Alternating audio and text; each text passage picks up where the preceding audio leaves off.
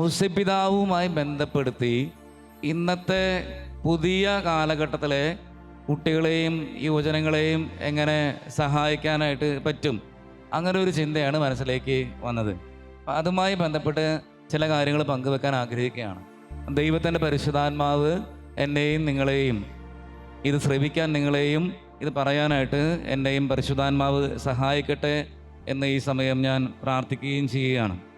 ഏറ്റവും നന്മയായിട്ടുള്ള മാത്രം സ്വീകരിക്കാനും ഉചിതമായിട്ടുള്ള സംസാരിക്കാനും എനിക്ക് നിങ്ങൾക്കും കൃപ ലഭിക്കട്ടെ എന്ന് പ്രത്യേകം പ്രാർത്ഥിക്കുന്നു. ചേർന്ന് പറയാം ഹല്ലേലൂയ, ഹല്ലേലൂയ, ഹല്ലേലൂയ, ഹല്ലേലൂയ, ഹല്ലേലൂയ. നമ്മൾ ഈ കാലഘട്ടത്തിലെ കുട്ടികളെ കൈകാര്യം ചെയ്യാനായിട്ട് പലർക്കും പല ബുദ്ധിമുട്ടുകളും അനുഭവപ്പെടാറുണ്ട്.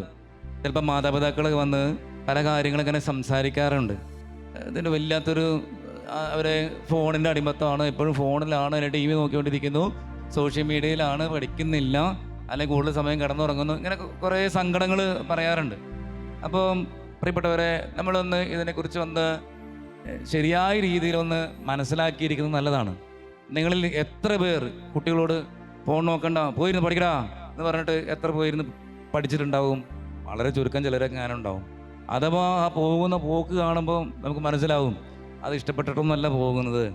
ചിലപ്പോൾ ചിലർ ആ പോണ പോക്കിൽ തന്നെ റിമോട്ടാണെങ്കിൽ റിമോട്ടിൽ ഒറ്റ കയറി, അല്ല ഫോണാണെങ്കിൽ ആ ഫോണ് അവിടെ വളരെ സോഫ്റ്റായിട്ട് വെക്കുന്നതിന് പകരം അവിടെ ഇങ്ങനെ ഇട്ടിട്ട് പോകുന്ന പോലെ ചെയ്യും. എന്ന് പറഞ്ഞാൽ അവരുടെ ഒരു ഇറിറ്റേഷൻ, ഇതൊന്നുമില്ലെങ്കിൽ മുഖത്ത് അതിൻ്റെ ഒരു ദേഷ്യം കാണിക്കും. അപ്പോൾ അങ്ങനെ എന്തെങ്കിലും നമ്മൾ പറഞ്ഞുകൊണ്ട് പ്രത്യേകിച്ചൊന്നും ഗുണമില്ല എന്നുള്ളതാണ് ഞാൻ മനസ്സിലാക്കിയിട്ടുള്ളത്. നിങ്ങളും അങ്ങനെ തന്നെയായിരിക്കും. പക്ഷേ എന്ത് ചെയ്യാൻ പറ്റും, പിന്നെയും അത് തന്നെ പറഞ്ഞുകൊണ്ടിരിക്കും. ശരിയല്ലേ? എന്തെങ്കിലും പറയാം കേട്ടോ, എനിക്ക് കേൾക്കും നന്നായി. ശരിയാണോ? ശരിയാണ്. Hallelujah, hallelujah. യേശുവേ ആരാധന, യേശുവേ മഹത്വം. Hallelujah, hallelujah. അതുമല്ല, ഞാൻ വേറെ ഉദാഹരണം പറയുകയാണ്. ഇപ്പോൾ ഒരു ചെറുക്കൻ, ഒരു കുട്ടി, അവൻ പറയുകയാണ്, അവനിങ്ങനെ വല്ലാതെ മുടി ഇങ്ങനെ നീട്ടി നിർത്തി ഇങ്ങനെ നടക്കുമെന്ന് കരുതാം. മുടിയൊക്കെ ഭയങ്കര നീട്ടി. അപ്പോൾ നമ്മൾ പറയുകയാണ്, എടാ പോയി മുടി വെട്ടണം, ഒതുക്കി വെക്കടാ, മുടിയൊക്കെ വെട്ട് എന്ന് നമ്മൾ പറയാമെന്ന് കരുതുക. അപ്പോൾ എന്ത് മറുപടിയാണ് കിട്ടുക? മറുപടി കിട്ടുന്നത് വളരെ സങ്കടകരമായ മറുപടിയായിരിക്കും, അല്ലേ? അവർ പെട്ടെന്ന് പ്രതികരിക്കും ഇഷ്ടമില്ലാത്ത രീതിയിൽ. അപ്പോൾ അവർ പ്രത്യേക സ്റ്റൈലിലൊക്കെ മുടി വളർത്തി വെച്ചിട്ടുണ്ടാവും. ഇനി കൂടുതൽ നമ്മൾ ചോദ്യം ചോദിക്കുകയാണെങ്കിൽ അവർ അടുത്ത ചോദ്യം തിരിച്ചു ചോദിക്കും. എന്താ ചോദിക്കുക? വല്ല പ്രതീക്ഷയുണ്ടോ? എന്താണെന്ന് അറിയോ? എൻ്റെ തല നോക്കിയിട്ട് പറയരുത്. എന്താണ്? അവർ പറയും, ഈശോ മുടി വളർത്തിയിട്ടില്ലെന്ന് ചോദിക്കും. ഈശോ മുടി വളർത്തിയിട്ടില്ലേ? പിന്നെ എന്താ അപ്പനെന്താ സുഖേടെന്നാ? അമ്മയ്ക്ക് എന്താ പ്രശ്നം? ഈശോ മുടി വളർത്തിയിട്ടില്ലേ? ബോബി അച്ഛൻ മുടി വളർത്തിയിട്ടില്ലേ? ബോബി കട്ടിക്കാട്ടച്ഛൻ. അപ്പം ഇങ്ങനെ ഓരോ ചോദ്യങ്ങൾ ചോദിക്കും. ശരിയല്ലേ? ബോബി കട്ടിക്കാട്ടച്ഛന് നല്ല മുടിയുണ്ട്, അല്ലേ? ഇവിടുത്തെ ഡയറക്ടർ ആന്റണി അച്ഛന് നല്ല താടിയുണ്ട്, അല്ലേ? താടി മീശ നല്ല നീളത്തിലുണ്ട്. അപ്പം എന്താ കുഴപ്പം എന്ന് ചോദിച്ചു കഴിഞ്ഞാൽ നമ്മൾ എന്ത് മറുപടി കൊടുക്കും? ആന്റണി അച്ഛനെ കാണുമ്പോൾ നമ്മളിങ്ങനെ നിൽക്കും, അല്ലെ? താടിയെ കാണുമ്പോൾ നമുക്ക് ഭയങ്കര സന്തോഷമാണ്, അല്ലേ? ഭയങ്കര രസമാണ്. അപ്പോൾ നമ്മുടെ ചെറുക്കൻ താടി നീട്ടി വളർത്തിയാലോ നമുക്ക് വലിയ ബുദ്ധിമുട്ടുണ്ട്. കാരണം ചെറുക്കൻ ആന്റണി അച്ഛനെ പോലെ ആയിട്ടില്ലല്ലോ, ചെറുക്കൻ ഈശോയെ പോലെ ആയിട്ടില്ലല്ലോ. അപ്പം നമുക്ക് അതിന് ബുദ്ധിമുട്ടുണ്ട്, സ്നേഹമുള്ളവരെ. അപ്പം നമ്മൾ തിരിച്ചറിയേണ്ട കാര്യമുണ്ട്, ഇവർക്ക് നമ്മൾ ആ രീതിയിലുള്ള ഒരു കാര്യമല്ല പറഞ്ഞു കൊടുക്കേണ്ടത്, അത്തരത്തിലുള്ള ഒരു കാര്യമല്ല പറഞ്ഞു കൊടുക്കേണ്ടത്. മറിച്ച് എങ്ങനെയാണ് ഒരു ദൈവവചനത്തിലേക്ക് കൊണ്ടുവന്ന് അവരെ സഹായിക്കാൻ പറ്റുക എന്നുള്ളതായിരിക്കും നമ്മൾ ശ്രദ്ധിക്കേണ്ടത്. എന്ന് പറയാം ഹല്ലേലൂയ, ഹല്ലേലൂയ. യേശുവേ ആരാധന, യേശുവേ മഹത്വം. Hallelujah, hallelujah. അപ്പം നമ്മൾ കൂടുതലും കണ്ടുമുട്ടുന്ന ഒരു കൂട്ടർ എന്ന് പറഞ്ഞാൽ രണ്ട് വിഭാഗം ആളുകളാണ്. ഞാൻ അവരെക്കുറിച്ചാണ് സംസാരിക്കുന്നത്. ആദ്യത്തെ വിഭാഗം എന്ന് പറഞ്ഞാൽ ഒരു 1997 2012 ഇടക്ക് ജനിച്ച മക്കൾ. അവരെ സാധാരണ ഇതിൽ പറയുന്ന ഒരു വിഭാഗമാണ് ജെൻ സി ഗ്രൂപ്പ് എന്ന് പറയും. യുവജനങ്ങൾക്ക് അറിയാൻ പറ്റും ഏത് ഗ്രൂപ്പാണ് ജെൻ സി. ഇവിടെ ഏതെങ്കിലും പെങ്കൊച്ചിൻ്റെ പേരോ ചേച്ചിയുടെ പേരല്ല പറഞ്ഞേ, ജെൻ സി അതല്ല പറഞ്ഞേ. ഈ ഗ്രൂപ്പിൻ്റെ പേര് പറയാണ് ജെൻ സി എന്നാണ് പറയുക. അപ്പോൾ ഈ ഗ്രൂപ്പിൽ വിട്ടവരുടെ പ്രത്യേകത എന്ന് പറഞ്ഞാൽ ഇത് ഈ സാധാരണ നോക്കിയയുടെ ഒക്കെ കീപാഡ് ഫോണൊക്കെ മാറിയിട്ട് മെല്ലെ ഒരു സ്മാർട്ട് ഫോണിലേക്കും അതുപോലെ തന്നെ മെല്ലെ ഈ സ്മാർട്ട് ഫോണുകൾ കൂടുതലായിട്ട് വന്ന് അത് കൈകാര്യം ചെയ്യുന്ന ഒരു കാലഘട്ടത്തിൽ ജനിച്ചവരാണ്. അപ്പം അതുകൊണ്ട് തന്നെ അവർ ഫേസ്ബുക്ക്, വാട്സപ്പ്, ഇൻസ്റ്റാഗ്രാം ഇങ്ങനെയുള്ള സോഷ്യൽ മീഡിയയുടെ ഒരു സ്വാധീനം, പ്രത്യേകിച്ച് ഫേസ്ബുക്കിൻ്റെയൊക്കെ സ്വാധീനം ശക്തമായിട്ടുള്ള ഒരു ഗ്രൂപ്പാണ് ഇവർ. അപ്പം ഇവരെപ്പോഴും ഇങ്ങനെയുള്ള കാര്യങ്ങളിലാണ് കൂടുതൽ ശ്രദ്ധ കൊടുക്കുക. അതിനുശേഷം വരുന്ന ഗ്രൂപ്പാണ് ഒരു 2012 ശേഷം വരുന്ന ഒരു ഗ്രൂപ്പാണ്. അവരെ പ്രത്യേകം വിളിക്കുന്ന ഒരു പേരുണ്ട്, ഒരു കാറ്റഗറി ഉണ്ട്, ജെൻ ആൽഫ. കേട്ടിട്ടുണ്ടോ? കേട്ടിട്ടുള്ളൊരു കൈവകിയെ ജെൻ ആൽഫ എന്ന് ആരെങ്കിലും ഉണ്ടോ? ഞാൻ പറയുന്നത് കുറച്ച് പേരുണ്ട്. ഈ ഭാഗത്ത് ആരും കേട്ടിട്ടില്ല എന്ന് തോന്നുന്നുണ്ട്, അല്ലെങ്കിൽ ഞാനിപ്പോൾ പറഞ്ഞത് കേട്ടിട്ടുണ്ടാവില്ല. അപ്പോൾ ഏതെങ്കിലും ഒന്ന് സംഭവിച്ചിട്ടുണ്ടാവും. പ്രിയപ്പെട്ടവരെ, അവർ പറയുന്നതാണ് ജെൻ ആൽഫ അല്ലെങ്കിൽ ഐജൻ ഗ്രൂപ്പ് എന്ന് പറയും. ഐജൻ ഗ്രൂപ്പ്, ജെൻ ആൽഫ എന്ന് പറഞ്ഞാൽ കുറേയും കൂടി നിർമ്മിത ബുദ്ധി അഥവാ AI, ആർട്ടിഫിഷ്യൽ ഇൻ്റലിജൻസ് ആയിട്ടുള്ള ഇങ്ങനെയുള്ള കാര്യങ്ങളുടെ കാലഘട്ടത്തിലേക്ക് കടന്നു വരുന്ന മക്കളാണ്. അവർ അതിനെക്കുറിച്ച് കുറേ കൂടി സ്മാർട്ട് ഫോണുകളൊക്കെ കുറേയും കൂടി സജീവമായി. അപ്പോൾ തന്നെ ഇന്നത്തെ ആൺകുട്ടികളുടെയും പെൺകുട്ടികളുടെയൊക്കെ ഒരു വലിയൊരു ആഗ്രഹമാണ് ഒരു ആപ്പിൾ ഫോൺ സ്വന്തമാക്കണം എന്നുള്ളത്. പലരും അവർക്ക് സാംസങ് ഒന്നും പോരാ, അല്ലെങ്കിൽ റെഡ്മി ഒന്നും പോരാ, അവർക്കൊരു ആഗ്രഹമാണ് ആപ്പിൾ ഫോൺ വേണം, ഐഫോൺ വേണം. നിങ്ങളോട് ചിലപ്പോൾ ചിലരോടൊക്കെ ചോദിച്ചിട്ടുണ്ടാവും, ഒരു ഐഫോൺ വേണം. അതുകൊണ്ടാണ് അവരെ ഐജൻ ഗ്രൂപ്പ് എന്നും കൂടി വിളിക്കും. ഐജൻ, അവർക്ക് ആപ്പിൾ ഫോൺ, ഐഫോൺ അല്ലെങ്കിൽ ഇൻ്റർനെറ്റ് ഇങ്ങനെയുള്ള കാര്യങ്ങൾ അവർക്ക് വേണം. ഇൻ്റർനെറ്റ് ഇല്ലാണ്ട് ഒരു ജീവിതം അങ്ങനെ ചിന്തിക്കാനേ പറ്റില്ല. അല്ലെങ്കിൽ സ്മാർട്ട് ഫോൺ ഇല്ലാതെ ജീവിക്കാൻ പറ്റുമോ, സോഷ്യൽ മീഡിയ ഇല്ലാതെ ജീവിക്കാൻ പറ്റുമോ എന്ന് അവർക്ക് ചിന്തിക്കാനേ പറ്റില്ല. ഞാനിപ്പോൾ വചനങ്ങളൊന്നും പറയുന്നില്ല, കുർബാനക്കിടയ്ക്ക് വചന പ്രഘോഷം നടത്താണ്ട് ഇതെന്താ പറയുന്നത് ചിലപ്പോൾ ചിലർക്ക് തോന്നിയേക്കാം. പ്രിയപ്പെട്ടവരെ, കാലഘട്ടങ്ങളെ നമുക്ക് മനസ്സിലാക്കാനും അതനുസരിച്ച് കുഞ്ഞുങ്ങളെയും യുവജനങ്ങളെയും സഹായിക്കാനായിട്ട് സാധിക്കുന്നില്ലെങ്കിൽ നമ്മൾ അവരോട് നീ ഇങ്ങനെ ചെയ്യടാ, നീ അങ്ങനെ ചെയ്യടാ, ഇതെന്തത്, ഈ തലമുറ നശിച്ചു, എന്താ കാലത്തിൻ്റെ പോക്ക്, ഇങ്ങനെ കുറേ കമൻറ്റുകൾ പറഞ്ഞിട്ട് ഒരു കാര്യമില്ല, ഒരു വിശേഷമില്ല, ഒന്നും അവിടെ സംഭവിക്കാൻ പോകുന്നില്ല. പ്രിയപ്പെട്ടവർ, അതുകൊണ്ട് കാര്യങ്ങളെ ശരിയായ രീതിയിൽ നമുക്ക് കാലഘട്ടങ്ങളെ മനസ്സിലാക്കിയെടുക്കാനും അവരെ സഹായിക്കാനും സാധിക്കണം. ചെയ്യരുത്, ഡോണ്ട് ഡു, അങ്ങനെ ചെയ്യരുത്, ഇങ്ങനെ ചെയ്യരുത് എന്ന് പറഞ്ഞിട്ട് ഒന്നും സംഭവിക്കാൻ പോകുന്നില്ല. അതേ ചെയ്യൂ, അതേ ചെയ്യൂ. ചെന്ന് പറയാം ഹല്ലേലൂയ, ഹല്ലേലൂയ, ഹല്ലേലൂയ, ഹല്ലേലൂയ, ഹല്ലേലൂയ. അതുകൊണ്ട് എങ്ങനെ ഇവരെ സഹായിക്കാനായിട്ട് സാധിക്കും? എങ്ങനെയാണ് അവരെ സഹായിക്കാനായിട്ട് സാധിക്കുക? പ്രിയപ്പെട്ടവരെ, ഞാൻ കുറച്ച് ഉദാഹരണങ്ങളൊക്കെ പറഞ്ഞത് നിങ്ങൾക്കും മനസ്സിലായിട്ടുണ്ടാവുമെന്ന് കരുതാണ്. അപ്പോൾ ഇവിടെ ഔസേപ്പിതാവിൻ്റെ ജീവിതത്തിലേക്ക് വരുമ്പം ഈ പറഞ്ഞ 2 കാറ്റഗറിയിലും പെടുന്ന കുട്ടികളൊക്കെ സഹായിക്കാനായിട്ട് നമുക്ക് സാധിക്കുന്ന ഒരു മേഖലയെക്കുറിച്ച് ഞാൻ പറയുന്നത് ഇങ്ങനെയാണ്. ഇവർ സോഷ്യൽ മീഡിയയിലുള്ള സ്വാധീനമുള്ള ആളുകളാണ്. സോഷ്യൽ മീഡിയയിൽ നമ്മളെക്കാളും കൂടുതൽ സ്വാധീനമുള്ളവരാണ്. ഇൻസ്റ്റാഗ്രാം ആയിക്കോട്ടെ, വാട്സപ്പ് ആയിക്കോട്ടെ. ഞാൻ കുറച്ച് കാര്യങ്ങൾ മനസ്സിലേക്ക് പരിശുദ്ധാത്മാവ് ഓർപ്പിച്ചു തരുന്നതാണ്. അവിടെ ധ്യാനേന്ദ്ര ശുശ്രൂഷ സമയത്ത് പ്രണയത്തിലേക്ക് പോയ ഒരുവിധം എല്ലാ കുട്ടികളും, ഞാൻ 100 പറയുന്നില്ല, ഒരു 90% ഈ കാലഘട്ടത്തെ കുട്ടികൾ പ്രണയത്തിലേക്ക് പോയിരിക്കുന്നത് ഇൻസ്റ്റാഗ്രാം ആപ്പ് വഴിയായിട്ടാണ്. എവിടെയുള്ള ഏതൊരു പെൺകുട്ടിനെ ഏതോ ചെറുക്കനെ പരിചയപ്പെട്ടു, അവർ തമ്മിൽ അടുപ്പമായി, അങ്ങനെ പോയവരാണ്. അങ്ങനെ കുറേ കേസുകൾ കടന്നു വന്നിട്ടുണ്ട്. ഞാനതിനെ കൃത്യമായിട്ട് ഇങ്ങനെ ഇത്ര ശതമാനം എന്ന് പറയുന്നില്ല, പക്ഷെ എൻ്റെ അരികിൽ വന്ന ഒരു 90% പേരും ഇങ്ങനെയാണ് ഞാൻ കണ്ടുമുട്ടിയിട്ടുള്ളത്. അപ്പോൾ ഇത് ഇവരെ ഇൻഫ്ലുവൻസ് ചെയ്യുന്നുണ്ട്. ഇതിൽ പറയുന്ന കാര്യങ്ങൾ, ഇതിൽ കാണുന്ന കാര്യങ്ങൾ ഇവരെ വല്ലാതെ ഇൻഫ്ലുവൻസ് ചെയ്യുന്നുണ്ട്. ഒരിക്കലും ഡിഗ്രിക്ക് പഠിക്കുന്ന ഒരു പെൺകുട്ടി എൻ്റെ അടുത്ത് വന്നു. അവൾ എൻ്റെ അടുത്ത് വന്നിട്ട് ഇങ്ങനെ അയഞ്ഞ് കൊയഞ്ഞിങ്ങനെ നിന്നിട്ട് അച്ഛാ അപ്പോൾ പറഞ്ഞു, എന്താ അതേ BTS ഒരു ചെറുക്കനെ എനിക്ക് മെസ്സേജ് ഇട്ടു. എന്താ മെസ്സേജ് ഇട്ടത് നിനക്ക്? അവൻ എന്നെ ഇഷ്ടാന്ന്, എന്നെ കല്യാണം കഴിക്കാന്ന് പറഞ്ഞു. അപ്പോൾ എനിക്ക് മനസ്സിലായി, ഡിഗ്രി 2nd ഇയർ പഠിക്കുന്ന കുട്ടിയാണ്. അപ്പോൾ അവൾക്ക് അതിനോടുള്ള താല്പര്യം. അപ്പം ഞാനൊരു സ്ഥലത്ത് ക്ലാസ് എടുക്കാൻ നേരത്ത് പലർക്കും, ഈ ഗ്രൂപ്പിലിരിക്കുന്ന പലർക്കും അറിയാം BTS എന്താണെന്നുള്ളത്. പക്ഷെ ഞാൻ ഒരു സ്ഥലത്ത് ക്ലാസ് എടുക്കുമ്പോൾ ഞാൻ അവിടെ ചോദിച്ചു, BTS എന്ന് പറഞ്ഞാൽ എന്താണെന്ന് അറിയുന്നവരൊന്ന് കൈവക്കാൻ പറഞ്ഞപ്പോൾ ഭൂരിഭാഗം പേർക്ക് അറിയില്ല.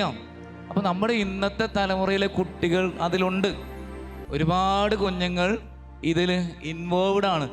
ഈ ഇങ്ങനെയുള്ള കാര്യങ്ങൾ, അതായത് ജപ്പാൻ വെബിലും തായ് വെബിലും കൊറിയൻ വെബിലൊക്കെ കയറി അങ്ങനെ യുവജനങ്ങളെയും കുട്ടികളെയൊക്കെ ആകർഷിക്കുന്ന രീതിയിലുള്ള പല പ്രോഗ്രാമുകളും ഉണ്ട്. ഇതിലേക്കെല്ലാം ഇവർ വശീകൃതരാകുന്നു, ഇവർ ഇതിൻ്റെ പിന്നാലെ പോകുന്നു. പക്ഷെ പലരും ഇത് ശ്രദ്ധിക്കുന്നില്ല. മാതാപിതാക്കൾ പലപ്പോഴും ശ്രദ്ധിക്കുന്നില്ല എന്നതാണ് സത്യമായ കാര്യം. ഇവർ കുറേ സമയം മുറിയിൽ ഒറ്റയ്ക്കിരിക്കും, കുറേ സമയം ഒറ്റയ്ക്കിരിക്കും. ചിലപ്പം പുസ്തകത്തിലൊക്കെ നോക്കിയിരിക്കുന്നുണ്ടാവുക, പക്ഷേ ശ്രദ്ധ അവിടെയൊന്നും ആയിരിക്കുകയില്ല. ഇവർ കണ്ട കാര്യങ്ങളിലേക്കാണ് ഇവിടെ ശ്രദ്ധ പോകുന്നത്. ചെന്ന് പറയാം ഹല്ലേലൂയ, ഹല്ലേലൂയ, ഹല്ലേലൂയ, ഹല്ലേലൂയ.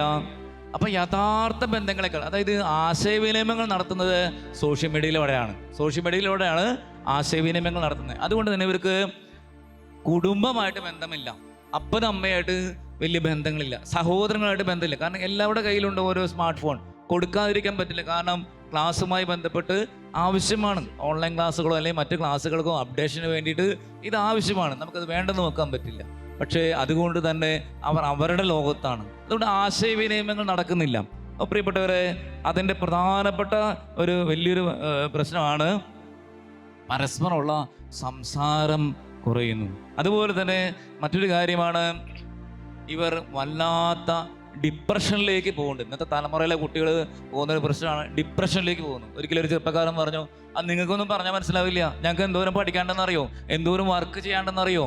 അപ്പോൾ ഇതിൻ്റെ ടെൻഷൻ മാറാൻ വേണ്ടിയിട്ട് ഇവർ ചെയ്യുന്ന കാര്യങ്ങൾ, ഇവർ സ്വാധീനിക്കുന്ന ഈ ഗ്രൂപ്പുകളിൽ ചെന്ന് അവർ ലഹരികൾക്ക് അടിമപ്പെടുന്നു. ഒരിക്കലും ഒരു +1 എൻ്റെ അടുത്ത് വന്നു. അവൻ MDMA ഏറ്റവും ചെറിയ ഡോസ് അടിച്ചിട്ടാണ് വന്നിരിക്കുന്നത്. അപ്പം ഞാൻ അവനോട്, അവൻ്റെ കുറച്ച് ഹാങ് ഓവറൊക്കെ മാറി ധ്യാനം കൂടാൻ വന്നിരിക്കുക. അപ്പം ഞാനോട് ചോദിച്ചു, എൻ്റെ മോനെ എങ്ങനെയുണ്ട് ഇത്, നമുക്കറിയില്ലല്ലോ ഇതെങ്ങനെയാണ്, ഇതിൻ്റെ പരിപാടി എങ്ങനെയാ. അപ്പം അവൻ പറഞ്ഞു, അച്ഛാ 3 ദിവസത്തിന് ഒരു ഭക്ഷണം കഴിക്കണ്ട, 3 ദിവസം ഭക്ഷണമൊന്നും വേണ്ട, നല്ല ഒരു ഒരു പ്രത്യേക പവറാണ്, പ്രത്യേക സന്തോഷമാണ്, ഒരു സുഖമാണ് 3 ദിവസം. +1 പറയണമെന്ന് ഓർക്കണേ, 3 ദിവസം. അപ്പം ഇത് കഴിഞ്ഞാലോ, ഇത് കഴിഞ്ഞാൽ പിന്നെ വലിയ ബുദ്ധിമുട്ടാണ്. ഇറിറ്റേഷൻ വരുന്നു, ദേഷ്യം വരുന്നു, കോൺസെൻട്രേഷൻ്റെ ലെവൽ വളരെ കുറയുന്നു, കോഗ്നിറ്റീവ് ലെവലിലൊക്കെ വലിയ ഡിസോർഡറുകൾ ഉണ്ടാകുന്നു. അപ്പം ഇങ്ങനത്തെ കുറേ പ്രശ്നങ്ങളിലേക്ക് ഈ ചെറുക്കൻ കടന്നു പോയിട്ടുണ്ട്. അപ്പം ഞാൻ ചോദിച്ചു, എൻ്റെ മോനെ ആരെന്നേനെ ഇതിനെ പ്രേരിപ്പിച്ച്? അത് കൂട്ടുകാരാണ് വെച്ചാ. എന്തിന്? വെറുതെ ഒരു രസത്തിന്, അവർ നോക്കി തരുന്ന കഴിച്ചു നോക്കാൻ പറഞ്ഞു. അപ്പോൾ പ്രിയപ്പെട്ടവർ, ഇത് ഈ ഗ്രൂപ്പ്, അതായത് ഇവർ തമ്മിലുള്ള ഈ ബന്ധങ്ങളിലൂടെ പോകുന്ന ഗ്രൂപ്പിൽ സംഭവിക്കുന്ന ഒരു കാര്യമാണ്. വീണ്ടും ഒരു കുഞ്ഞുദാഹരണം കൂടി പറഞ്ഞ് പിന്നെ അവസരപ്പിതാവിലേക്ക് വരാം. പ്രിയപ്പെട്ടവർ, ഒരിക്കൽ ഒരു +2 എൻ്റെ അടുത്ത് വന്നു, ചെറുക്കൻ വന്നു. അപ്പം ഇവൻ പഠിക്കാൻ ബുദ്ധിമുട്ടുള്ള കാര്യമൊക്കെ എന്നോട് പറഞ്ഞു, അച്ഛാ എനിക്ക് പഠിക്കാൻ ഭയങ്കര ബുദ്ധിമുട്ടാണ്. ഈ പഠിക്കാൻ ബുദ്ധിമുട്ടുള്ളവരെ കണ്ടാൽ എനിക്ക് വലിയ ഇഷ്ടമാണ്. കാരണം വേറെ ഒന്നുമില്ല, ഞാൻ കുറേ കഷ്ടപ്പെട്ടിട്ടാണ് പഠിച്ചത്. 23-ാമത്തെ വയസ്സിലാണ് ഞാൻ +2 എഴുതിയെടുത്ത് പാസ്സായത്. അപ്പം 25-ാമത്തെ വയസ്സിൽ. അപ്പോൾ പ്രിയപ്പെട്ടവരെ, അപ്പോൾ അതിൻ്റെ ഒരു സ്ട്രഗിളൊക്കെ എൻ്റെ തലയിൽ കിടക്കുന്നതുകൊണ്ട്, ഈ പഠിക്കാനുള്ള ബുദ്ധിമുട്ടും അതിലൂടെ കടന്നുപോയ വിഷമമൊക്കെ ഉള്ളിലുള്ളതുകൊണ്ട് ഈ കുഞ്ഞിനോട് ഞാൻ വചനമൊക്കെ പറഞ്ഞു കൊടുത്ത്, എടാ ഇങ്ങനെ പഠിക്കണം, ഈ രീതിയിൽ പഠിക്കണം, പ്രാർത്ഥിക്കണം, പരിശുദ്ധാത്മാവോട് വചനം പറഞ്ഞ് നീ പഠിക്കുക, യോഹന്നാൻ 14:26 നീ പറ, ഫിലിപ്പി 4:13, 4:19, നെഹമ്യ 2:20 ഇതൊക്കെ നീ പറഞ്ഞ് പ്രാർത്ഥിക്കടാ ഒക്കെ പറഞ്ഞ് ഇവനെ സഹായിച്ചു. ഇനി നിനക്ക് എന്തെങ്കിലും പറയാനുണ്ടോ? കഷ്ടി 1 മണിക്കൂർ കഴിഞ്ഞിട്ടുണ്ടാവും. അപ്പം അന്നേരവും പറയാം, അച്ഛാ എനിക്ക് ഭയങ്കരമായിട്ട് ഉറക്കം വരിക ക്ലാസ്സിലിരുന്ന് കഴിഞ്ഞാൽ. അപ്പം അത് എനിക്കും വലിയ പ്രശ്നമായിരുന്നു. സെമിനാറിലൊക്കെ ക്ലാസ്സിലിരുന്ന് ഭയങ്കര ഉറക്കമായിരുന്നു, കാരണം ഇതൊന്നും മനസ്സിലാകാത്തതുകൊണ്ടിരുന്ന് ഉറങ്ങും. അപ്പം ഞാൻ ഇവനോട് ചോദിച്ചു, അത് സാരമില്ല, നീ എപ്പോഴാണ് കിടക്കുന്നത്? അവൻ പറഞ്ഞു 10 മണിയാകുമ്പോൾ കിടക്കും. ഞാൻ പറഞ്ഞു, അത് നല്ല ഐഡിയൽ ടൈമാണല്ലോ, 10 മണിക്ക് കിടക്കണം. എന്നിട്ട് എപ്പോഴും എഴുന്നേൽക്കുക? 3 മണിക്ക് എഴുന്നേൽക്കുന്നത് പറഞ്ഞു. 3 മണിക്ക് എഴുന്നേൽക്കുമോ? അത്ര വേണ്ടട, ഒരു 4:30 എഴുന്നേറ്റാൽ മതി, അല്ലെങ്കിൽ 4 മണി മാക്സിമം. 10 മണിക്ക് കിടന്നാൽ 4 മണിക്ക് എഴുന്നേറ്റാൽ മതി. 3 മണിക്ക് എഴുന്നേറ്റ് കഴിഞ്ഞാൽ ക്ലാസ്സിലിരുന്ന് ഉറങ്ങും, ക്ഷീണം മാറും. എന്നിട്ട് ചോദിച്ചു, നീ എന്താ ചെയ്യുന്നേ? ഗെയിം കളിക്കുവാന്ന്. ഗെയിം ഫോണിലൂടെ ഗെയിം കളിക്കും. എങ്ങനെ? ഇവർ 5 സുഹൃത്തുക്കൾ, 5 വീട്ടിലുള്ളവർ 5 സ്ഥലത്തിരുന്ന് നെറ്റ്വർക്കിന്റെ സഹായത്തോടെ കളിക്കുന്നു. 3 മണി തുടങ്ങി 6 മണി വരെ കളിക്കുന്നു. കാരണം ഇന്നത്തെ കാലഘട്ടത്തിൽ നല്ല അമ്മമാരുണ്ട്. നല്ലെന്ന് പറഞ്ഞാൽ അങ്ങനെ ചെറുതായിട്ട് ഒരു കുത്തി പറഞ്ഞ കേട്ടാ, അവർ എഴുന്നേൽക്കുക 6-6:30 അമ്മമാരെ. അപ്പം ഇവൻ 3 തുടങ്ങി 6 വരെ ഇരുന്ന് കളിച്ചുകൊണ്ടിരിക്കുകയാണ്. ഇനി ക്ലാസ്സിൽ ഉറങ്ങാണ്ടിരിക്കുമോ? പ്രിയപ്പെട്ടവരെ, എനിക്ക് ആ സമയത്ത് ഇത് ഓൺലൈനിലൂടെ പോകുന്നതുകൊണ്ട് ഞാൻ പറയുന്നില്ല എന്താ തോന്നിയെന്നുള്ളത്. സഹോദരങ്ങളെ, നമ്മുടെ കുഞ്ഞുങ്ങൾ പലരും ഈ രീതിയിലേക്ക് പോകുന്നു. ഒരിക്കലും ഒരു കുഞ്ഞിൻ്റെ പ്രൊഫൈല്, വാട്സപ്പ് പ്രൊഫൈലിൽ എന്തോ ഒരു പ്രത്യേകത അപ്പൻ നോട്ട് ചെയ്യാണ്. ഒരു നല്ല അപ്പനാണ് കേട്ടോ, എനിക്ക് ഭയങ്കര അഭിമാനം തോന്നിയൊരു അപ്പനാണ്. അദ്ദേഹത്തിന് തോന്നുകയാണ് ഇത് എന്തോ പ്രശ്നമുണ്ടല്ലോ, ഇതെല്ലാം ബ്ലാക്ക് മയമാണ്. ഈ ഒരു ബ്ലാക്കിൻ്റെ പരിവേഷമുള്ള, കറുത്ത പരിവേഷമുള്ള പ്രൊഫൈൽ പിക്ചറുകൾ ഉപയോഗിക്കുന്നു. ഇവൻ അങ്ങനെ ആയിരുന്നില്ല, ചെറുക്കനാണ്, പഠിക്കുന്ന കുട്ടിയാ, 10 താഴെ. അങ്ങനെ അപ്പൻ വീണ്ടും ഒബ്സർവ് ചെയ്യാൻ തുടങ്ങി. പിന്നെ ഇവൻ സ്ഥിരം ബ്ലാക്ക് ഡ്രസ്സ് ഇടുന്ന പരിപാടി. നമ്മളിടയ്ക്ക് ഒരു ബ്ലാക്ക് ഡ്രസ്സ് എടുക്കുന്നതിനെ കുറിച്ചല്ല ഞാൻ പറയുന്നത് കേട്ടോ, സ്ഥിരം അങ്ങനെ തന്നെയായി. ബ്ലാക്കിനോട് വല്ലാത്തൊരു സ്നേഹം. പിന്നീട് ഇവന് വളരെ സൈലൻ്റ് ആവുന്നു, മുറിയിൽ ഒറ്റയ്ക്ക് ഇരിക്കാൻ ഇഷ്ടപ്പെടുന്നു. ഇതൊക്കെ കണ്ടു കഴിഞ്ഞപ്പോൾ ഇവൻ്റെ അപ്പന് എന്തോ ഉള്ളിൽ ദൈവത്തിൻ്റെ ആത്മാവ് പ്രവർത്തിച്ചിട്ട് ഇവൻ്റെ ഫോണും ഇവൻ ഉപയോഗിക്കുന്ന ലാപ്ടോപ്പ് എല്ലാം അവർ നന്നായി ശ്രദ്ധിച്ച് സൂക്ഷിച്ച് പരിശോധിച്ച് കഴിഞ്ഞപ്പോൾ മനസ്സിലായി ഇവൻ ബ്ലാക്ക് മാസുകാരുടെ സൈറ്റുകളിലേക്ക് പോകുന്നുണ്ട്.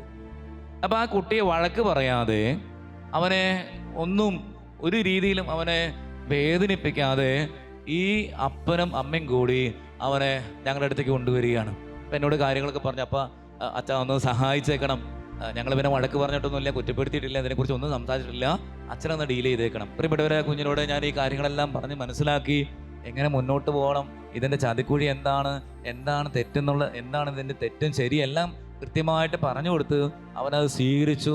ഈ പാരൻസ് നന്നായി അവന് വേണ്ടി പ്രാർത്ഥിച്ചു. അവനതൊന്ന് മാറി. പിറ്റേ വർഷം കണ്ടു കഴിഞ്ഞപ്പം ഈ അപ്പനോട് പറഞ്ഞു, അച്ഛാ നല്ല മിടുക്കനായിട്ട് പോകുന്നുണ്ട്, ഒരു കുഴപ്പമില്ല. അച്ഛൻ എന്ന് പറയാം ഹല്ലേലൂയ, ഹല്ലേലൂയ, ഹല്ലേലൂയ, ഹല്ലേലൂയ. എന്നാൽ പല മാതാപിതാക്കളും ഇത് ശ്രദ്ധിക്കുന്നില്ല എന്നുള്ളതാണ്. അവർ കുറേ സമയം മുറിയിലിരിക്കുന്നു, അല്ലെങ്കിൽ സോഷ്യൽ മീഡിയയിലിരിക്കുന്നു. നമ്മൾ അങ്ങനെ ഉപയോഗിക്കരുത്, ഇങ്ങനെ ഇരിക്കരുത്, പഠിക്കണ, പ്രാർത്ഥിക്കണ, കുളിക്കണ, പള്ളിയിൽ പോട, പല കാര്യങ്ങളും പറയുന്നു. പക്ഷേ അവർ ഇഷ്ടമില്ലാത്ത രീതിയിൽ പ്രതികരിക്കുന്നു. അപ്പോൾ നമുക്ക് എന്ത് ചെയ്യാനായിട്ട് സാധിക്കും പ്രിയപ്പെട്ടവരെ? ഇതിവിടെയെല്ലാം നമുക്ക് ഏറ്റവും ആവശ്യമുള്ള കാര്യം ദൈവത്തിൽ ആശ്രയിച്ചു കൊണ്ട് അവരെ സഹായിക്കുക എന്നുള്ളതാണ്. ഇവിടെയാണ് നമ്മൾ ഔസേപ്പിതാവിൻ്റെ ഏറ്റവും ഒരു പ്രത്യേകത കാണാനായിട്ട് സാധിക്കുക. ഔസേപ്പിതാവിൻ്റെ ഏറ്റവും നല്ലൊരു പ്രത്യേകതയാണ് ഔസേപ്പിതാവ് അധികം സംസാരിക്കാതെ പ്രവൃത്തിയിലൂടെ കാണിച്ചു കൊടുക്കുന്ന ഒരു വ്യക്തിയാണ്. അതാണ് ഔസേപ്പിതാവിൻ്റെ ഒരു പ്രത്യേകത. അതായത് ഈ ജെൻ ആൽഫ ഗ്രൂപ്പുകാരുടെ പ്രത്യേകത എന്ന് പറഞ്ഞാൽ അവർ കാണുന്ന കാര്യങ്ങൾ സ്വീകരിക്കുന്നവരാണ്. ഒന്നുകൂടി പറയാം, അവരുടെ പ്രത്യേകതയാണ് കാണുന്ന കാര്യങ്ങൾ സ്വീകരിക്കുന്നവരാണ്. കേൾക്കുന്ന കാര്യങ്ങളെക്കാൾ കൂടുതലായിട്ട് കാണുന്ന കാര്യങ്ങൾ സ്വീകരിക്കുന്നവരാണ്. നമ്മളെപ്പോലെ അല്ലെന്ന്. അതായത് ഒരു ഉദാഹരണം പറഞ്ഞു കഴിഞ്ഞാൽ എന്താ പറയുക, ഇപ്പൊ വീട്ടില് അപ്പൻ അല്ലെങ്കിൽ അമ്മ മുട്ടുകുത്തി പ്രാർത്ഥിക്കടാ. അപ്പൊ അവൻ നോക്കുമ്പോൾ അപ്പനും അമ്മയും ചുമരുമ്പ ചാരി ഇരുന്നിട്ട് അല്ലെങ്കിൽ കസരയിൽ ചാരി ഇരുന്നിട്ടാണ് പ്രാർത്ഥിക്കുന്നത്. ചെറുക്കനോട് പറയുന്നു മുട്ടുകുത്തി പ്രാർത്ഥിക്കാൻ. അപ്പൊ അവനൊന്ന് നോക്കും, അവൻ മുട്ടുകുത്തി നിൽക്കില്ല, അവൻ മുട്ടുകുത്തി പ്രാർത്ഥിക്കില്ല. ആ സമയത്ത് ഇത് പറയാതെ തന്നെ അപ്പനും അമ്മയും മുട്ടുകുത്തി എന്ന് പ്രാർത്ഥിക്കാന്ന് കരുതുക, ഈ കുട്ടി മെല്ലെ ഇത് സ്വീകരിക്കാനായിട്ട് തുടങ്ങും. അതാണ് ഈ കാലഘട്ടത്തിലെ മക്കളുടെ പ്രത്യേകത. അതായത് പറഞ്ഞ കാര്യങ്ങൾ സ്വീകരിക്കുന്നവരല്ല, കാണുന്ന കാര്യങ്ങൾ സ്വീകരിക്കുന്നവരാണ്. എന്ന് പറയാം ഹല്ലേലൂയ, ഹല്ലേലൂയ, ഹല്ലേലൂയ. ഞാൻ പറഞ്ഞത് നിങ്ങൾക്ക് മനസ്സിലാവണ്ട? ഹല്ലേലൂയ, ഹല്ലേലൂയ, ഹല്ലേലൂയ. ഈ പ്രായമായവർക്കുണ്ട്. ഇപ്പോൾ യൂത്ത് മാത്രമല്ല കേട്ടോ, അപ്പോൾ ഇതിൽ കൂടുതൽ മൂത്തതാണ്, യൂത്തിനേക്കാളും കൂടുതൽ മൂത്തതാണ്. ഈ മൂത്തവരുടെയും പ്രശ്നം ഇത് തന്നെയാണ്.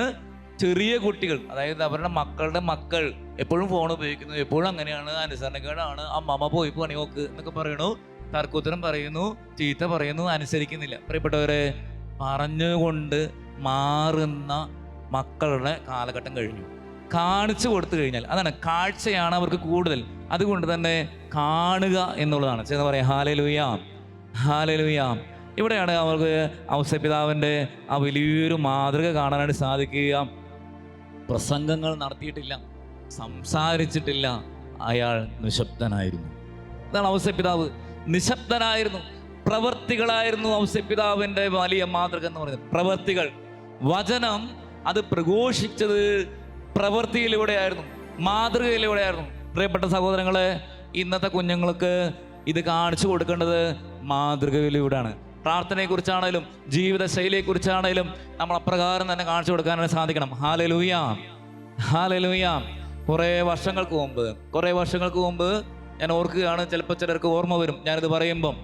മൂവാറ്റുപുഴ ഭാഗത്ത് ഏതാനും പെൺകുട്ടികൾ ചുരിദാർ പറഞ്ഞ ഈ സൈഡ് ഓപ്പൺ ആയിട്ടുള്ള ചുരിദാറില്ലേ, അടിവശം മുകളത്തെ ടോപ്പ് അത് കീറിയ പോലെ ഇട്ട് പോയപ്പം വനിതാ പോലീസ് പിടിച്ച് അവരെ പിടിച്ചിട്ട് എന്ത് ചെയ്തു? ടാപ്പിൾ അടിച്ചു വിട്ടു. അങ്ങനെ അത് ഓർക്കുന്നവരെന്ന് കൈവക്കുകയെ കുറച്ച് പേർക്ക് ഓർമ്മയുണ്ട്. എന്തൊക്കെ കാര്യങ്ങൾ ഓർക്കണമല്ലേ? എന്തായാലും കുഴപ്പമില്ല, എന്തെങ്കിലും ഓർക്കുന്നുണ്ടല്ലോ. അപ്പൊ സ്റ്റാപ്ലർ അടിച്ചു വിട്ടു അല്ലേ? ഇത് നമ്മുടെ നാട്ടിലേക്ക് പറ്റിയ ഡ്രസ്സല്ല ഈ സ്റ്റൈല്. ഏത്? ഈ ടോപ്പിന്റെ സൈഡ് ഓപ്പൺ ആയത്. ഇന്നിപ്പോ സൈഡ് ഓപ്പൺ ആയിട്ട് വല്ലവർക്കും കുഴപ്പമുണ്ടോ? ഇന്ന് ആർക്കെങ്കിലും പ്രശ്നമുണ്ടോ? ഇല്ല. അത് വളരെ സാധാരണ കാര്യമായിട്ട് മാറിയിരിക്കുകയാണ് പ്രിയപ്പെട്ടവരെ. എന്നാൽ എനിക്കറിയാം ഇപ്പോഴും ചില അമ്മമാർ, ചില സഹോദരിമാർ ഓപ്പൺ ആകാത്ത ഡ്രസ്സ് തന്നെ ഇട്ട് ചുരിദാറിന്റെ ടോപ്പ് നടക്കുന്നവരെ ഞാൻ കണ്ടിട്ടുണ്ട്. അത് അവരുടെ കുട്ടികൾ ഫോളോ ചെയ്യും. ഞാൻ അങ്ങനെ പറഞ്ഞതിന്റെ കാരണം എല്ലാവരും അങ്ങനെ ചെയ്യണമെന്നല്ല. ഞാനിപ്പോൾ പറഞ്ഞതിൻ്റെ അടിയിൽ ചിലപ്പോൾ കമന്റ് വരും, പിന്നീട് എന്നെ തെറിയും വിളിച്ച് ചിലപ്പോൾ കമന്റ് വരാൻ സാധ്യതയുണ്ട്. പ്രിയപ്പെട്ടവര്, അങ്ങനെ ചെയ്യണമെന്നോ ചെയ്യണ്ടെന്നല്ല ഞാൻ പറയുന്നത്. ഒരു അമ്മ അല്ലെങ്കിൽ ഒരു അപ്പൻ ഒരു മാതൃക കൊടുത്തു കഴിഞ്ഞാൽ, കാരണം കുട്ടികൾ കാണുന്നത് ഇമിറ്റേറ്റ് ചെയ്യുന്നു. മെസ്സി എങ്ങനെയാണ് മുടി വെട്ടിയിരിക്കുന്നത്, അവൻ്റെ മേല് ടാറ്റു ഉണ്ടോ, അല്ലെങ്കിൽ വേറെ ഇവർക്ക് ഇഷ്ടപ്പെട്ട ആളുകൾ എങ്ങനെയാണ് മുന്നോട്ട് പോകുന്നത്, അത് ലിറ്ററലി ഇമിറ്റേറ്റ് ചെയ്യണം. കാഴ്ചയാൽ അത് ഇമിറ്റേറ്റ് ചെയ്യാണ്. അപ്പനും അമ്മയും എങ്ങനെയാണോ അത് ഇമിറ്റേറ്റ് ചെയ്യും. വചനം പറയും അല്ലേ, വേര് ശുദ്ധമാണെങ്കിൽ, പരിശുദ്ധമാണെങ്കിൽ ശാഖകളും അങ്ങനെ തന്നെയായിരിക്കും. പരിശുദ്ധ അമ്മ ശുദ്ധമാണ്, പരിശുദ്ധ അമ്മ ശുദ്ധമാണ്, വിശുദ്ധയാണ്, ശാഖകളും അങ്ങനെ തന്നെയായിരിക്കും. ദൈവം പരിശുദ്ധനാണ്. ഫലത്തിൽ നിന്നറിയാം വൃക്ഷത്തെ. അതുകൊണ്ട് ഔസേപ്പിതാവ് ഒരു മാതൃക കാണിച്ചു കൊടുക്കുകയാണ് ചെയ്യുന്നത്. സംസാരിക്കുന്നില്ല. ചെന്ന് പറയാം ഹല്ലേലൂയാ, ഹല്ലേലൂയാ, ഹല്ലേലൂയാ. പ്രിയപ്പെട്ട സഹോദരങ്ങളെ, ഇത്രയും ആമുഖമായിട്ട് ഞാൻ ചെറിയൊരു കാര്യത്തിന് പറഞ്ഞതിൻ്റെ കാര്യം ഇത്രേ ഉള്ളൂ. നമ്മൾ കൂടുതലും സംസാരിക്കുന്നവരാണ്. അങ്ങനെ ചെയ്യ്, ഇങ്ങനെ ചെയ്യ്, അങ്ങനെ ചെയ്യരുത്, ഇങ്ങനെ ചെയ്യരുത്. എത്ര പേർ കാണിച്ചു കൊടുക്കുന്നുണ്ട്. ഔസേപ്പിതാവ് മാതൃക കാണിച്ച വ്യക്തിയാണ്, സംസാരിച്ച വ്യക്തിയല്ല. അസീസിലെ ബിഷപ്പ് ഫ്രാൻസിസ് ഒത്തിരി സംസാരിച്ചിട്ടില്ല, അദ്ദേഹം മാതൃക കാണിച്ചു കൊടുത്ത വ്യക്തിയാണ്. നമ്മൾ അപ്രകാരം വചനത്തിലേക്ക് വരുമ്പം ഈ ഔസേപ്പിതാവിനെ ഈ രീതിയിൽ നമുക്ക് അനുകരിക്കാനായിട്ട് സാധിക്കുകയാണെങ്കിൽ തീർച്ചയായിട്ടും നമ്മുടെ കുഞ്ഞുങ്ങളും നമ്മുടെ യുവജനങ്ങളും നമ്മുടെ മക്കളൊക്കെ വലിയ മാറ്റങ്ങൾ ഉണ്ടാവും. കാരണം കാണുന്നത് അവർ അനുകരിക്കും. അതങ്ങനെയാണ് പ്രിയപ്പെട്ടവരെ. അടുത്തൊരു കാര്യമാണ്, മറ്റൊരു പ്രത്യേകത ഇവരിൽ ഞാൻ ശ്രദ്ധിച്ചൊരു കാര്യമാണ്, ഒരു കാര്യത്തിലും അങ്ങനെ വലിയൊരു ആത്മാർത്ഥതയൊന്നും ഇല്ല. ഞാൻ ജനറലൈസ് ചെയ്ത് പറയുന്ന കേട്ടോ, അങ്ങനെ പറയണമെന്ന് മാത്രമേ ഉള്ളൂ. അതായത് ഉദാഹരണം പറഞ്ഞാൽ മനസ്സിലാവും. ഒരു ധ്യാനത്തിന് വിട്ടു കഴിഞ്ഞാൽ, ഇപ്പോൾ ഒരു ധ്യാനം നടക്കാൻ, കുട്ടികളുടെ യുവജനങ്ങൾ ധ്യാനം നടക്കാൻ കരുതാം. അപ്പോൾ അവർ ഭയങ്കരമായിട്ട് അടിച്ച് പൊളിച്ച് ധ്യാനം കൂടും, നന്നായിട്ട് സെലിബ്രേറ്റ് ചെയ്ത് ഇങ്ങനെ ധ്യാനം കൂടി. ആക്ഷൻ സോങ് ആണെങ്കിൽ ആക്ഷൻ സോങ്, എന്തൊക്കെ പരിപാടിയാണ്. എന്നിട്ട് തിരിച്ച് വരുമ്പോൾ ചോദിക്കാൻ, ധ്യാനം കണ്ടായിരുന്നു? ധ്യാനം അടിപൊളിയായിരുന്നു പറയും, സൂപ്പറായിരുന്നു, നന്നായിട്ട് ധ്യാനിച്ചു. എത്ര ദിവസം ഉണ്ടാവും എന്നുള്ളത് വെച്ച് കഴിഞ്ഞാൽ നമുക്ക് കണ്ടറിയണം. എന്ന് പറഞ്ഞാൽ അതിനോടൊരു കമ്മിറ്റ്മെന്റ് ഒന്നുമില്ല, അത് ഉള്ളിലേക്ക് സ്വീകരിച്ചിട്ടില്ല. ആ 4 ദിവസം അല്ലെങ്കിൽ 5 ദിവസം 3 ദിവസം ആട്ടിച്ച് പൊളിച്ച് ധ്യാനം കൂടി, ആരാധനയായാലും സ്തുതിപ്പാണേലും ആക്ഷൻ സോങ് ആണേലും എല്ലാം ആടിച്ച് പൊളിച്ച് ചെയ്യും. ഇനി ഓണക്കളിക്ക് പോയാലോ അവിടെ അടിച്ചു പൊളിക്കും, യൂത്ത് ഫെസ്റ്റിവൽ ആണെങ്കിലോ അത് അടിച്ചു പൊളിക്കും, പെരുന്നാളാണെങ്കിലോ ടങ്ക ഡാൻസ് ആണെങ്കിലോ അത് അവരടിച്ചു പൊളിക്കും. ഒന്നിനോടും അങ്ങനെ ഒരു കമ്മിറ്റ്മെന്റ് ഒന്നുമില്ല, അത്ര കമ്മിറ്റ്മെന്റ് ഒന്നുമില്ല. പ്രിയപ്പെട്ടവരെ, ഇവിടെയാണ് ഔസേപ്പിതാവിന്റെ മറ്റൊരു പ്രത്യേകത. അദ്ദേഹത്തിന് ആകെ കമ്മിറ്റ്മെന്റ് ആണ്.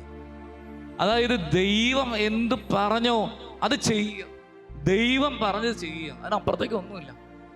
ദൈവത്തോട് പരിപൂർണമായ വിശ്വസ്തത പുലർത്തിയ വ്യക്തിയാണ് ഔസേപ്പിതാവ്. നമുക്കിത് ചെയ്യാനായിട്ട് പറ്റുമെന്നുള്ളതാണ്. അതൊക്കെ ഒരു ചലഞ്ചിങ് ആണ് ഔസേപ്പിതാവിന്റെ ജീവിത ശൈലി എന്നുള്ളത്. ചെന്ന് പറയാം ഹല്ലേലൂയാ, ഹല്ലേലൂയാ, ഹല്ലേലൂയാ.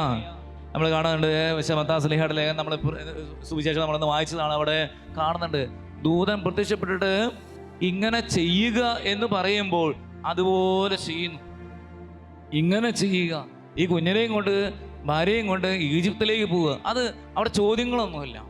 ആ ദൈവവചനത്തോട് ദൈവസ്വരത്തോട് പരിപൂർണമായി വിധേയപ്പെട്ടുകൊണ്ട് അത് 100% അനുസരിക്കുന്ന, അതിനോട് 100% കമ്മിറ്റ്മെന്റ് ഉള്ള, ഉത്തരവാദിത്വ ബോധമുള്ള ഒരു ഔസേപ്പിതാവിനെയാണ് കാണാൻ സാധിക്കുക. പലപ്പോഴും നമ്മുടെ ജീവിതത്തിൽ നമ്മൾ ഈ പറയുന്ന കാര്യങ്ങൾ മാത്രമേ ഉള്ളൂ. പറയും, അങ്ങനെ ചെയ്യും, അങ്ങനെ ചെയ്യും, ഇങ്ങനെ ചെയ്യുന്നു പറയും, അല്ല ഇങ്ങനെ ചെയ്യണം എന്നൊക്കെ പറയും, അങ്ങനെ ചെയ്യാം എന്നൊക്കെ പറയും. പക്ഷെ എന്തുമാത്രം ആത്മാർത്ഥത ആ കാര്യത്തിലുണ്ട്, അത് ഞാൻ പൂർത്തീകരിക്കുന്നുണ്ടോ? എൻ്റെ ജീവിതത്തിൽ ഞാൻ ദൈവവചനം അനുസരിക്കുന്ന വ്യക്തിയാണോ എന്ന് പറയാം. ഹല്ലേലൂയ. വീണ്ടും പറയാം, എൻ്റെ ജീവിതത്തിൽ ഞാൻ വചനം അനുസരിക്കുന്ന വ്യക്തിയാണോ? ഞാൻ ചിലപ്പോൾ ധ്യാനം കൂടുന്നവരോട് ചോദിക്കാറുണ്ട്, വചനം അനുസരിക്കാൻ പറ്റുമോ? അപ്പം ഞാൻ ചിലപ്പോൾ ചോദിക്കും, 1 തെസ്സലോനി 5:16 എന്താണ്? എന്താണ് വചനം? എന്താണ്? എപ്പോഴും സന്തോഷത്തോടെ ആയിരിക്കാൻ, അല്ലേ? വചനമൊക്കെ പറയും. എപ്പോഴും സന്തോഷത്തോടെ ആയിരിക്കാൻ പറ്റുമോ? എപ്പോഴും സന്തോഷത്തോടെ ആയിരിക്കാൻ പറ്റില്ല ചാ. എപ്പോഴും സന്തോഷത്തോടെ ആയിരിക്കാൻ പറ്റുമോ? ഇല്ല. പറ്റുന്നാണോ പറയുന്നേ? എന്നിട്ട് ഇപ്പൊ തന്നെ സന്തോഷമില്ലല്ലോ, മുഖത്തൊക്കെ ഭയങ്കര സങ്കടമാണോ? എപ്പോഴും സന്തോഷത്തോടെ ഇരിക്കാൻ പറ്റുമോ? പറ്റില്ല, അല്ലേ? അപ്പൊ വചനം അനുസരിക്കാൻ പറ്റുമോ? പറ്റും. എപ്പോഴും സന്തോഷത്തോടെ ആയിരിക്കാൻ പറ്റുമോ? പറ്റില്ല. അപ്പൊ എന്തേ പറഞ്ഞുകൊണ്ടിരിക്കുന്നത്? അപ്പൊ പ്രിയപ്പെട്ടവരെ, വചനം അനുസരിക്കുക എന്നുള്ളതാണ്. വചനം അനുസരിക്കുക, വെറുതെ വാക്കുകളുടെ കളി വെച്ച് പറഞ്ഞുകൊണ്ട് പോകുന്നതല്ല, വചനം അനുസരിക്കണം. ഔസേപ്പിതാവിന്റെ ജീവിതത്തിലുണ്ടായ കാര്യമാണ്, വചനം അനുസരിച്ചു. കാരണം പറയുന്നത് ദൈവമാണ്. അവിടെ പ്രിയപ്പെട്ടവരെ, നമുക്ക് കുറെ ഭക്തിയുടെ കുറെ ആചാരങ്ങളുടെ അനുഷ്ഠാനങ്ങളുടെ കാര്യങ്ങൾ കൂട്ടായ്മ വർദ്ധിപ്പിക്കാനും കൂടുതൽ സ്നേഹം വർദ്ധിപ്പിക്കാനും നമ്മളെ സഹായിക്കുന്ന ഘടകമാണ്. എന്നിരിക്കലും വചനത്തിൻ്റെ ആഴങ്ങളിലേക്ക് ഞാൻ പോകുന്നില്ലെങ്കിൽ അതെൻ്റെ ജീവിതത്തെ സ്പർശിക്കില്ല, എൻ്റെ കുഞ്ഞുങ്ങളെ സ്പർശിക്കില്ല. ഞാൻ വീണ്ടും പറയാം, ഒരുപാട് ആചാരങ്ങളും അനുഷ്ഠാനങ്ങളും ഭക്തിയുടെ ബാഹ്യമായ പ്രകടനങ്ങളും കൂട്ടായ്മ വർദ്ധിപ്പിക്കാനും സ്നേഹം വർദ്ധിപ്പിക്കാനും നമ്മളെ സഹായിക്കും. ഒരു പെരുന്നാൾ ആഘോഷിച്ചു, അത് കൂട്ടായ്മ വർദ്ധിപ്പിക്കുന്ന ഒരു കാര്യമാണ്. ഇടവക ജനങ്ങളുടെ, വികാരിച്ചൻ്റെ, സംഘടനകളുടെ അല്ലെങ്കിൽ ബന്ധുക്കളുടെ എല്ലാം കൂട്ടായ്മയാണ്, അത് നല്ലതാണ്. പക്ഷേ അതിൻ്റെ ശരിയായിട്ടുള്ള ആത്മീയത, ആ വിശുദ്ധന്റെ മാതൃക, ആ വിശുദ്ധയുടെ മാതൃക വചനം വഴിയായി ജീവിതത്തിലേക്ക് കടന്നു വരുന്നില്ലെങ്കിൽ അത് വെറും പൊയ്മുഖമാണ്. ദൈവസന്നിധിയിൽ അതിന് 1% പോലും വിലയില്ല, നഷ്ടമാണത്. ചെന്ന് പറയാം, ഹല്ലേലൂയ, ഹല്ലേലൂയ, ഹല്ലേലൂയ, ഹല്ലേലൂയ. പ്രിയപ്പെട്ടവർ, അതുകൊണ്ട് ഔസേപ്പിതാവിൻ്റെ ഒരു പ്രത്യേകതയാണ്, ഔസേപ്പിതാവ് എപ്പോഴും വചനം അനുസരിക്കുന്ന വ്യക്തിയായിരുന്നു. നമ്മളും വചനം അനുസരിക്കാൻ തുടങ്ങുമ്പോൾ കുഞ്ഞുങ്ങൾ നമ്മളെ കണ്ടുപഠിക്കും, കേട്ടുപഠിക്കുകയല്ല, അവർ കണ്ടുപഠിക്കുന്ന രീതിയിലേക്ക് കടന്നു വരും. വീണ്ടും ഔസേപ്പിതാവിൻ്റെ മറ്റൊരു പ്രത്യേകതയാണ്, അദ്ദേഹം ശരിയായിട്ടുള്ള ശാസനത്തിലാണ് മക്കൾ പറഞ്ഞത്. എഫേസ്യർക്ക് എഴുതിയ ലേഖനത്തിൽ 6-ാം അധ്യായം 4-ാം തിരുവചനത്തിൽ നമ്മൾ കാണുന്നുണ്ട്, മാതാപിതാക്കളെ നിങ്ങൾ നിങ്ങളുടെ മക്കളെ കർത്താവിൻ്റെ ശിക്ഷണത്തിലും ശാസനത്തിലും വളർത്തണം എന്ന് പറഞ്ഞാൽ ദൈവവചനത്തിനനുസരിച്ച് മക്കളെ വളർത്താനായിട്ട് സാധിക്കണമെന്ന് കർത്താവിൻ്റെ കൽപ്പന നമ്മോട് പറയുകയാണ്. പ്രിയപ്പെട്ടവരെ, ഇവിടെയും ഔസേപ്പിതാവ് അങ്ങനെ തന്നെയാണ്. അദ്ദേഹത്തിന് വചനം അറിയാം, അദ്ദേഹം ദൈവത്തെ അനുസരിക്കുന്നവനാണ്, ദൈവത്തെ കേൾക്കുന്നവനാണ്, ദൈവത്തോട് പരിപൂർണമായി വിധേയത്വമുള്ള വ്യക്തിയാണ്. ആ വ്യക്തി തീർച്ചയായിട്ടും ബാല്യകാലങ്ങളിൽ ഉണ്ണീശോയ്ക്ക് ഔസേപ്പിതാവും മേരിയും വചനം പറഞ്ഞു കൊടുത്തിട്ടുണ്ട്, പഠിപ്പിച്ചിട്ടുണ്ട്, സങ്കീർത്തനങ്ങൾ പറഞ്ഞു കൊടുത്തിട്ടുണ്ട്. അങ്ങനെയാണ് ചില ചരിത്രകാരന്മാരൊക്കെ അല്ലെങ്കിൽ സുവിശേഷ പണ്ഡിതന്മാരൊക്കെ അതിനെക്കുറിച്ച് പറയുന്നത്. ഇതിനെക്കുറിച്ച് കൂടുതൽ പഠനം നടത്തിയവരൊക്കെ സങ്കീർത്തനങ്ങൾ പറഞ്ഞ് പഠിപ്പിക്കുന്ന ഒരു ഔസേപ്പിതാവും ഒരു മേരിയും ഉണ്ടെന്നാണ് അവർ പറയുന്നത്. പ്രിയപ്പെട്ടവരെ, അങ്ങനെയാണെങ്കിൽ കർത്താവിൻ്റെ ശിക്ഷണത്തിൽ, കർത്താവിൻ്റെ വചനത്തിനനുസരിച്ച് മക്കളെ വളർത്താൻ സാധിച്ചുവെങ്കിൽ തീർച്ചയായിട്ടും ഇതിനെക്കുറിച്ച് ആകൽപ്പെടേണ്ടതായിട്ട് വരില്ല. ചേർന്ന് പറയാം, ഹല്ലേലൂയ, ഹല്ലേലൂയ, ഹല്ലേലൂയ, ഹല്ലേലൂയ. വാക്കുകളേക്കാൾ കൂടുതൽ പ്രവൃത്തികൾക്ക്, ജീവിതത്തിന് പ്രാധാന്യം കൊടുത്ത വ്യക്തിയാണ് ഔസേപ്പിതാവെങ്കിൽ ഇന്നത്തെ നമ്മുടെ കുഞ്ഞുങ്ങളുടെ അടുത്ത് ഇതേ സമീപനേ നടക്കുകയുള്ളൂ. വീണ്ടും ഞാൻ ആ ഒരു കോറായിട്ടുള്ള പോയിന്റ് പറഞ്ഞ് അവസാനിപ്പിക്കുകയാണ്. കേൾക്കുന്നത് സ്വീകരിക്കുന്നതല്ല ഈ കാലഘട്ടത്തിലെ കുട്ടികൾ. അതുകൊണ്ട് സംസാരം കഴിയുന്നതും കുറയ്ക്കുക, കാണിച്ചു കൊടുക്കുക. എങ്ങനെയാണ് പ്രാർത്ഥിക്കേണ്ടത്, എങ്ങനെയാണ് സാക്ഷ്യത്തിൻ്റെ ജീവൻ നയിക്കേണ്ടത്, എങ്ങനെയാണ് ഒരു സഹനത്തിൻ്റെ നിമിഷത്തിൽ ദൈവത്തിൽ ആശ്രയിക്കേണ്ടത്, ഒരു ബുദ്ധിമുട്ട് വരുമ്പോൾ എങ്ങനെ ദൈവത്തിൽ ആശ്രയിക്കേണ്ടത്, എങ്ങനെയാണ് പ്രാർത്ഥിക്കേണ്ടത്, എങ്ങനെയാണ് വചനം അനുസരിച്ച് ജീവിക്കേണ്ടത്, എങ്ങനെയാണ് നല്ല സന്മാതൃകകൾ കാണിക്കേണ്ടത്, എങ്ങനെയായിരിക്കണം ഡ്രസ് കോഡ്, എങ്ങനെയായിരിക്കണം ഹെയർ സ്റ്റൈല്, എങ്ങനെയായിരിക്കണം സംസാരം. ഇത് പറഞ്ഞ് പഠിപ്പിക്കലല്ല, കണ്ടു പഠിക്കലാണ് ഇന്നത്തെ കുട്ടികൾ. അങ്ങനെ ചെയ്യാനായിട്ട് നമുക്ക് സാധിച്ച നല്ലത്. ഔസേപ്പിതാവ് എനിക്ക് തോന്നുന്നു ജെൻസി മക്കളെയും ജെന്നാൽഫ മക്കളെയൊക്കെ മുൻകൂട്ടി കണ്ട് ജീവിച്ച ഒരു വലിയ വിശുദ്ധനാണ് എന്ന് എനിക്ക് തോന്നിപ്പോവുകയാണ്. ഹല്ലേലൂയ, ഹല്ലേലൂയ, ഹല്ലേലൂയ, ഹല്ലേലൂയ, ഹല്ലേലൂയ.